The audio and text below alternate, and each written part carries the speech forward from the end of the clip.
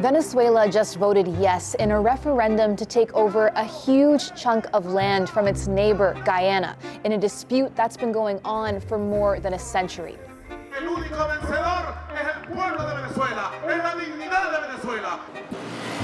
We are working around the clock to ensure that our borders remain intact and the people in our country remains safe.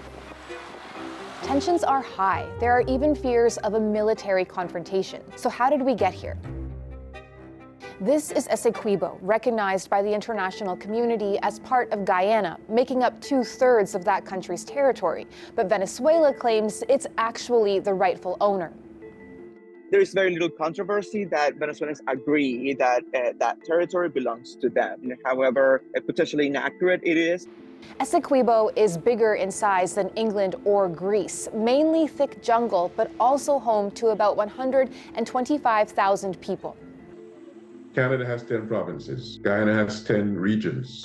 The Essequibo encompasses 6 of those 10 regions. Essequibo is also rich in resources. In 2015, massive oil reserves were found just offshore, intensifying the standoff. Most of the country's gold is there. Manganese is there. The bauxite is there. The uranium is there. The precious metals are there. The oil is there. Venezuela argues that Essequibo was part of it under Spanish colonial rule, but the territory was also claimed by the British, who ruled Guyana. An international tribunal in 1899 decided in British Guyana's favor, but Venezuela called that decision fraudulent. In 1966, there was the Geneva Agreement to revisit the dispute, but there was still no resolution. In 2018, Guyana asked the International Court of Justice to settle the matter once and for all. But that decision is still likely years away. Enter Venezuelan President Nicolás Maduro, campaigning hard ahead of the referendum. Nosotros estamos resolviendo por la vía constitucional, pacífica y democrática, un despojo imperial de 150 años. But observers say the vote over Essequibo is just as much about domestic politics. It has several objectives. I think the most important one is to rally behind a sort of nationalist sentiment.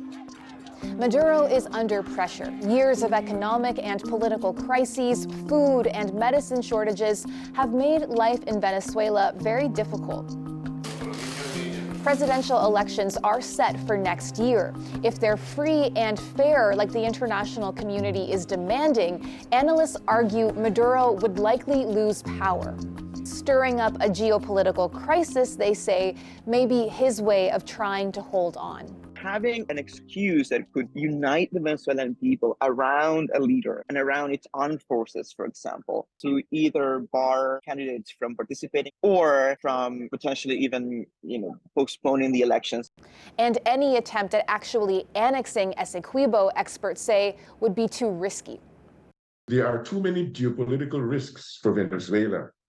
Too many risks for Maduro's stability if he were to annex. He's hoping that by pressuring Guyana will succumb to this long desire that he has had for a bilateral deal that gives them something.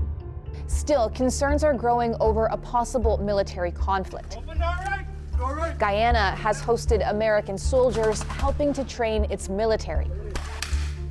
The country's president was at a flag raising over the Essequibo jungle ahead of Venezuela's vote, urging Venezuela to stay away. Neighboring Brazil has sent troops to its borders with Venezuela and Guyana, trying to deter any escalation. It's unclear what Venezuela's next steps will be. But the International Court of Justice ordered it not to do anything that would further upset the status quo.